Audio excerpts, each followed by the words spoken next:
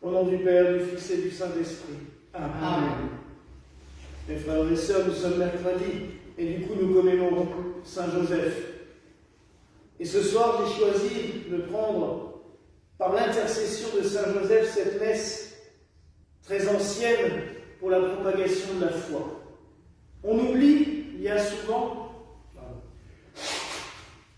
que ça a été une préoccupation de nombre d'églises, de nombre de communautés, durant de nombreux siècles. Et notamment au XIXe siècle, on a vu surgir ce que l'on a appelé l'œuvre de la propagation de la foi, ou l'œuvre du sou. C'est-à-dire qu'on demandait à tous les enfants du monde d'apporter un sou, l'équivalent d'un centime actuel, on va dire, mais cela imaginez tous les enfants. À l'époque, des églises qui ramenaient chacun un sou, ça donnait des sommes considérables et ça permettait de payer des missions ou des missionnaires un peu partout dans le monde pour apporter la foi. Et parmi ces élateurs de la diffusion de ce culte, nous avons Pauline Jaricot,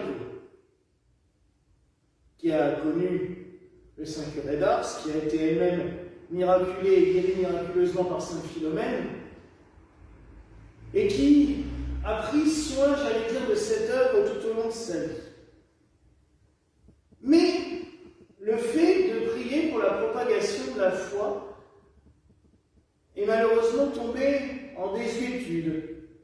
Avec le Concile, on a oublié qu'il était important de faire connaître la foi, de la partager, de la propager, de l'offrir à toutes et à tous, comme un cadeau, j'allais dire, de dire aux gens, mais n'oubliez pas de célébrer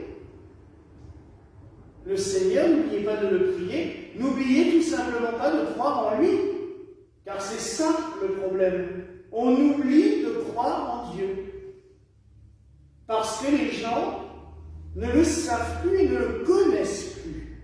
Oui, mes frères et sœurs, je pense que le grand souci actuel, ce n'est pas un rejet ou un mépris de l'Église ou d'une institution. C'est trop facile de vouloir se cacher derrière ça en disant « Non, c'est pas notre faute, les gens n'aiment plus l'Église. » Non, les gens ne connaissent plus Dieu.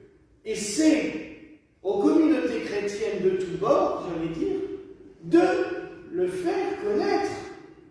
Qui va vers l'autre en lui disant « Moi, je crois en Dieu ». Ou tout simplement en disant, quand on lui demande comment ça va, « Est-ce que tu vas bien ?» La plupart des gens « Oh non, et comment simultané de plaindre ?» Au lieu de voir déjà ce qui va bien. Et dans cette joie qui transparaît, toujours, vous verrez toujours, à un moment on va vous demander pourquoi tu es joyeux.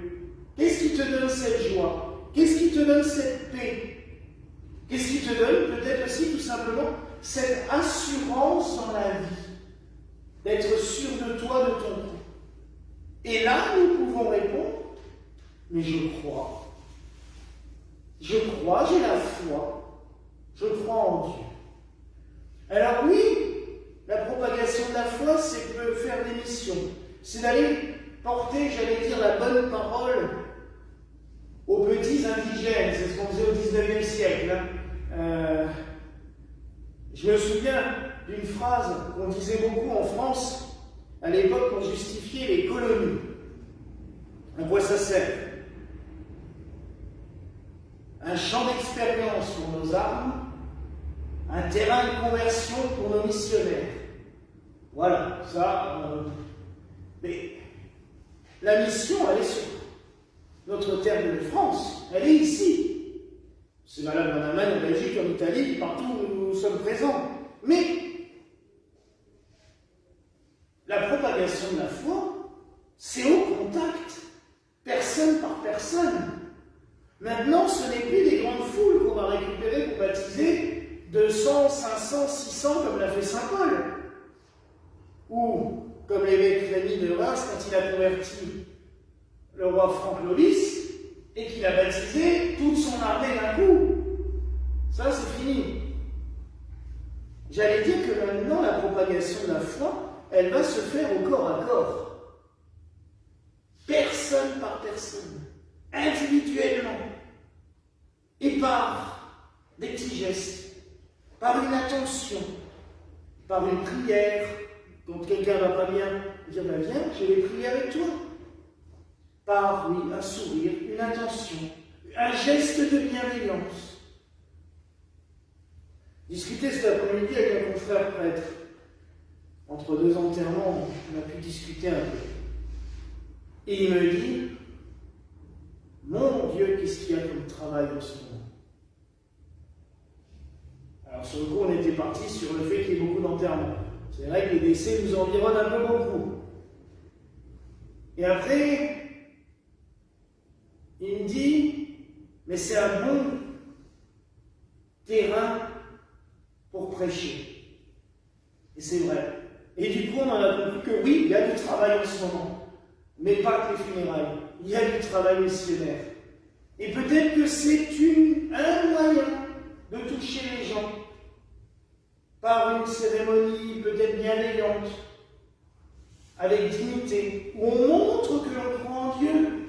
Là aussi, on en a parlé hier soir, on a dit, mais qu'est-ce que c'est que ce que l'on voit actuellement, où, lors des enterrements, on glorifie la famille.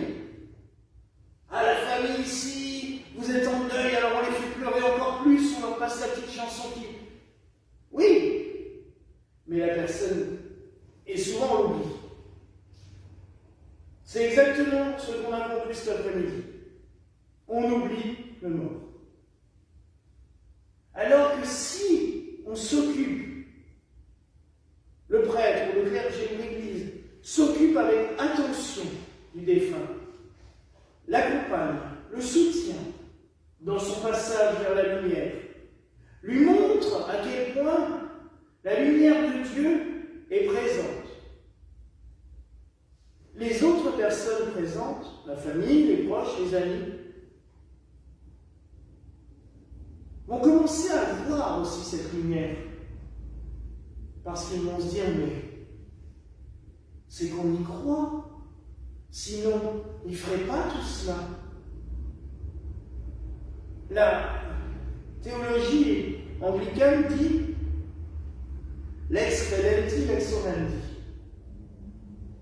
La loi qui est crue et la loi qui est priée. C'est-à-dire, c'est comme vous priez, comment vous célébrez, que l'on voit ce que vous croyez. Alors oui, nous croyons en la résurrection des morts. Oui, nous croyons en la vie éternelle.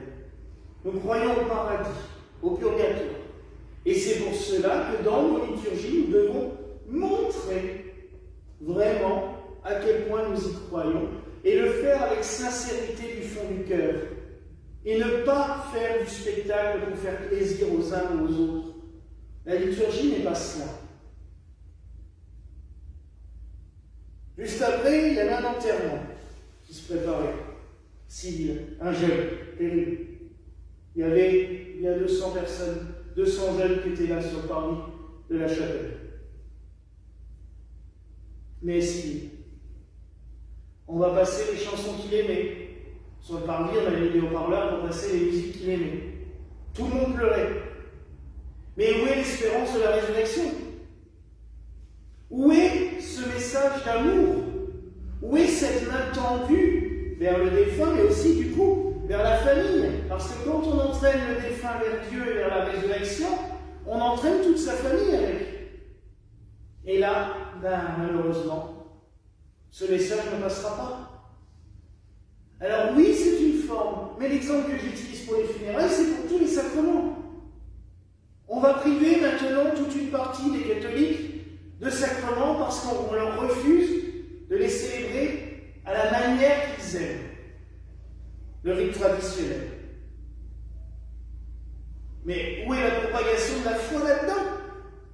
Dans le temps, il y a 40 ans ou 50, on nous a dit il faut célébrer la messe dans toutes les langues pour que chacun puisse être touché au plus profond de son cœur là où il est.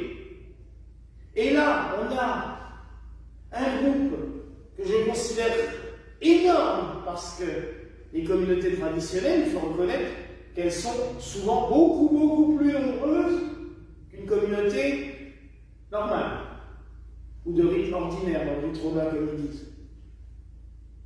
Et là, on va les abandonner dans la nature ou les jeter dans les bras des communautés fondamentalistes ou intégristes, mais on ne leur prêche plus la parole de Dieu du coup.